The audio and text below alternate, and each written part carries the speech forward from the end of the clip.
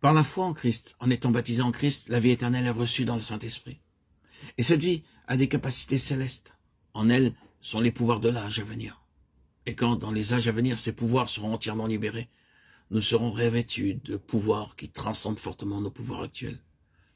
L'âge à venir a été annoncé par des preuves au commencement. Il se peut que de temps en temps ces pouvoirs soient rendus manifestes par la guérison des malades, même actuellement. Mais ne nous cramponnons pas à ces preuves et n'en faisons pas une doctrine des preuves et des signes. Ne commençons pas à les mettre en avant et à les systématiser et à en faire l'objet de notre recherche. Rappelons-nous qu'ils sont les preuves de quelque chose d'autre et vous pouvez jouir de ce quelque chose d'autre indépendamment des preuves. Quand en vérité vous êtes baptisé en Christ, vous recevez l'esprit de vie en Christ. Et dans cette vie, vous êtes immédiatement ramené dans votre relation céleste avec l'homme céleste. Vous devenez une partie de l'homme céleste corporatif. C'est ce que Christ est en nous par son esprit, qui détermine toutes choses.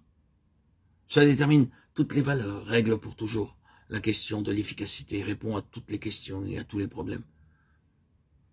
J'aurais bien voulu que nous eussions cette compréhension, cette connaissance plus tôt, si seulement nous pouvions avoir ceci comme base de notre vie dès le commencement, de combien de choses nous serions épargnés. Le ministère est l'expression de la vie, et non pas la prise d'un uniforme ou d'un titre. Autrefois, je pensais qu'être dans le ministère consistait à entrer dans un certain genre de travail, à sortir des affaires, et donc être un ministre. Ainsi, certains sont entrés dans cette chose. Beaucoup y travaillent en peinant, en brisant leur cœur, craignant de laisser cet ordre de choses, de peur de violer ce qu'ils ont conçu comme étant un appel divin. Beaucoup d'autres ne peuvent pas en sortir parce que c'est un moyen d'existence et eux aussi brisent leur cœur. Tout cela est faux. Le ministère n'est pas un système comme cela. Le ministère est l'expression de la vie. Et c'est, mais dit en d'autres termes, le produit de la présence de Christ. Le désastre se trouve devant l'homme ou la femme qui exerce le ministère sur une autre base que celle-ci. Quand le Seigneur obtient en nous une possibilité que nous voulons vraiment lui faire confiance sur cette base, y prendre notre position, il nous montrera alors qu'il y a aussi un ministère pour nous. Ainsi, nous aurons la réponse à notre demande. Nous ne devrons pas faire un détour pour le chercher.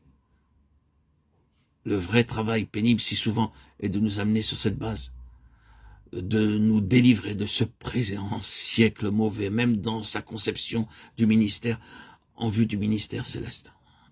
Le Seigneur Jésus est notre modèle. Vous voyez, le ministère spontané, le ministère tranquille de cet homme céleste.